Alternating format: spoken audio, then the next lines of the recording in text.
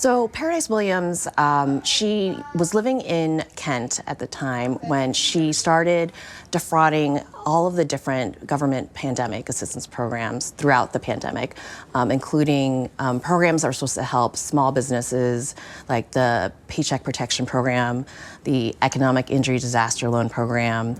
She also filed fraudulent claims for unemployment.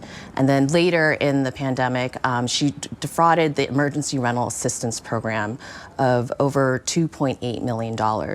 And that $2.8 million is the largest amount to date that we know of that's been stolen from the Emergency Rental Assistance Program. It's a lot of money. It is a lot of money. money. So what was she apparently using that money for?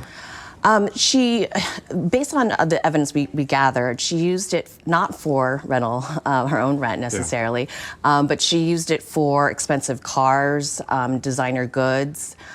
She took luxury trips around the world to places like Dubai, and she also used it. I mean, she did use it on rent, but it was on luxury apartment complexes in Arizona that had things like resort-like living and things like that. Is there any other, restitution, any other actions that maybe she or some of the other co-defendants have had? So she and the co-defendants her co-defendants who have pled guilty have all been ordered to pay restitution. Okay. She's responsible for the entire amount of approximately $3.3 million. It's joint in a couple different ways for, everyone's responsible, but she has responsible for the total amount. The court has also ordered the Lexus and Range Rover that she purchased with the criminal funds to be seized. So those have been seized as well. I have to imagine that investigations like these are quite complex, right? Yeah. There's a lot of parts to them. How do they even start? They start in a lot of different ways. Sometimes they are anonymous tips that come in from the public. There are sometimes flags from financial institutions and banks of suspicious transactions. And also sometimes even publicly reported information from, the news. So there's a lot that goes into it, right? And I would imagine it's probably a lot of time that goes into you're getting a lead about a particular case, and then eventually you hope to get a sentence, right? What kind of goes into that? Yeah.